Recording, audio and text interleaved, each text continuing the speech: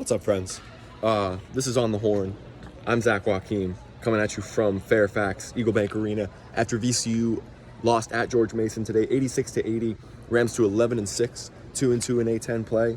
Frustrating afternoon for VCU, right? And it started with a question mark because Zach Joachim did not start for the first time this season. Keyshawn Mitchell started in his place. And that was a last-minute decision from Phil Martelli. He told us after the game that it was because Djokovic was 2 minutes late to the walkthrough this morning for VCU. So obviously trying to set the tone there expectation-wise with one of your better players. Djokovic still played, 30-59, led all scorers with 23 points. He was 7-9 from the field, 9-9 at the free throw line. But Martelli obviously trying to send a message to everyone there in terms of expectations. And Djokovic was late to the walkthrough. So that's why he didn't start. No injury issues or anything there. And VCU, man, this was a good game for about 30 minutes. There were 8 lead changes. There were 7 ties. VCU led for 17-25 by as much as 6. Mason for 16-41 by as much as 9 there with 4.5 to go. And I'll start at the sequence that this game kind of turned because Terrence Hill Jr., wonderful inside-out dribble on the left wing, beat his man off a dribble, converted off glass at the rim. That gave VCU a 56-55 lead with 9:23 to play, and Phil Martelli called a timeout. And Mason was in control the rest of the way. I think it's a 16-5 run that ensued from them, if my math is right there, and they end up taking a 71-62 lead with 4:29 to play, and that forced another timeout from Martelli. And VCU, I think, got back within 5 there in the last few minutes, but Mason made their free throws, and it struggled on the defensive end. That's the big story for VCU, right? Because Mason was 3 of 14 from 3. They didn't shoot it well from outside, and it's not a team that wants to get up a high volume of shots from beyond the arc, but they're 31 of 55 from the field. That's 56.4%, so they're 28 of 41 from inside the arc. That's 68%. VCU just did not contest twos well enough. I think Mason got a lot of switches on the perimeter, and then they were able to exploit the mismatches, right? Phil Martelli said we defended the initial actions well, but then once Mason was able to get a ball screen and switch up some matchups, they were just able to exploit that and get way too many easy buckets down low. They were also 21 of 54 at the free throw line. So I'm trying to do math here in my head. They scored 86 points. They only made 3 threes. 77 points between twos and at the free throw line. And that's not going to get it done. Mason also 44-36 edge in the paint. So I think VCU a lot of things to clean up defensively. And it's frustrating because after the St. Louis loss, the narrative was they played a good game defensively, finally, after they'd struggled for a few weeks on that end of the floor, and they'd been so good offensively. And then they kind of reverted to, the opposite. After they struggled offensively against SLU, played well defensively. Today, I thought they were fine offensively. Djokovic, your leading scorer with 23 points. Terrence Hill, 16 points. It is maybe a little worrying. I mean, we've talked so much about depth with this team and how they can hurt you from a lot of places. They've become very dependent on Zach Joachim and Terrence Hill from a scoring standpoint. I love the synergy that those two have developed in the two-man game. They had some really great actions today. But VCU wasn't able to find enough scoring in other places. I mean, Brandon Jennings, 11 points. He fouled out. Nick Lewis, 10 points, 8 rebounds, continues to be really good on the glass from the guard position. And Michael Bell was good, too, with 11 points, 4 rebounds. But Jadrian Tracy, who started all season, only played 9:53. He didn't score today. And he missed a few around the rim in that first half that were good looks that he's got to convert. So VCU needs more from him. They need more from Barry Evans, who only 3 points, 1 of 6 from the field, 3 turnovers, 2 steals. VCU turned the ball over 8 times. Mason converted that into 4 points, so it's not like they were really sloppy offensively in terms of taking care of the ball. It's just that Mason, 15 assists on 31 field goals, and like I said, 28 of those are twos. They were able to get mismatches down low and get way too many easy finishes around the rim, and VCU is struggling to contest those shots right now. Christian Furman's obviously been out for a long time now. I don't have any update on his status. I asked VCU about it this week, and I'll write about it this coming week. But there's no update on any kind of a timetable for his return. I didn't ask for details as to what's going on there. It's a personal matter. I just asked, do you still hope to have him back at any point this season? And they said they have no update on him. I think VCU really misses his rim protection because I think he's the best defensive presence under the rim.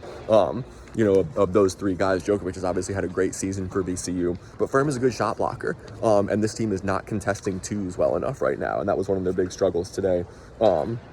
5 Mason players in double figures. Riley Allensbach was really good. Love watching his footwork in the post. He was able to go to work on Djokovic a few times, hit some nice little jump hooks in the lane when he was able to get position. He had 16. Fat Hill hit some huge free throws for them down the stretch. He was 10 of 10 at the line. He had 16 points as well.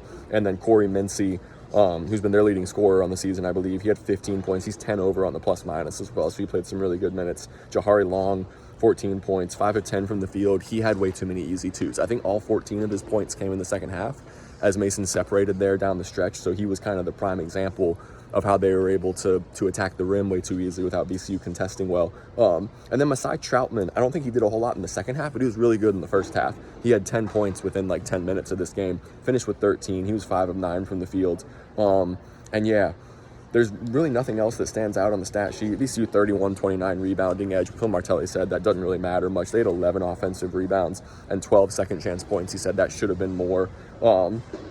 And VCU 53-26 edge and bench points, but that's because Djokovic didn't start and Terrence Hill, your leading scorer, has been a 6th man all year. So I think that's kind of a misleading stat because the depth failed VCU a little bit today. You know, like I said, you end up with 1, 2, 3, 4, 5 guys in double figures, but nobody scored more than 3 points outside of that group that I mentioned. And again, you're really dependent on Lazar Djokovic and Terrence Hill from a scoring standpoint right now.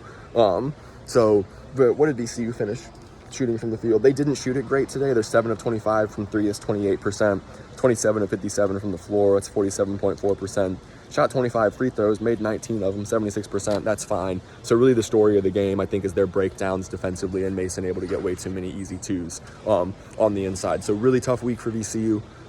We played a great St. Louis team at the Siegel Center earlier this week. We were able to fight all the way back, take a lead with 2.5 to play. And then St. Louis closed that game on a 10-0 run.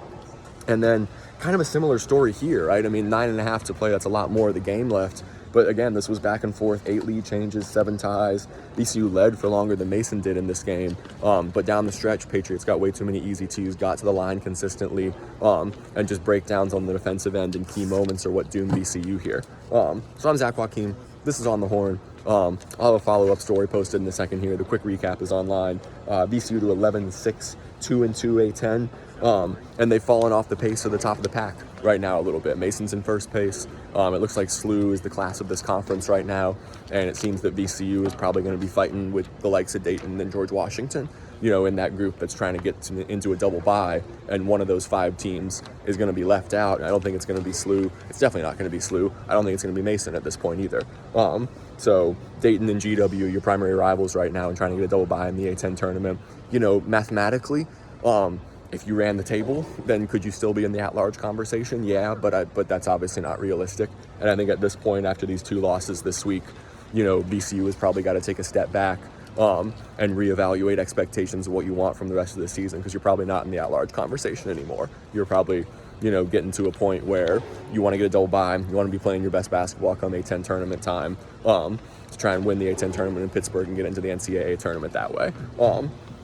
So yeah, Rams to 11-6, 2-2 A10. Got a lot to figure out, especially on the defensive end. I'll see y'all next week. Thanks so much for following the coverage. I'm gonna drive back on 95 now in this rain.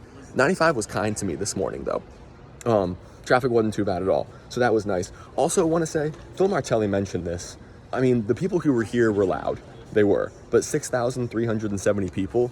There were a lot of empty seats here, and for a game, you know, at noon on a Saturday against VCU, you know, Phil said they should have more people out here. You know, that's not trying to play PR for Tony Skinner or anything, Phil said. But this is a really good Mason team, and they deserve to have all the support up here. But the people who were here were loud. VCU traveled well too. And so it was cool. We had a couple of those instances where the VCU chants got going, and then the Mason fans were booing back and forth, and that was fun. Some dude made a putt too. Like, that was the length of the court to win like $15,000, so that was awesome. Fun atmosphere here, fun game. I'm Zach Joachim. This is On the Horn. Thanks for following the coverage, guys. I'll see you back in Richmond.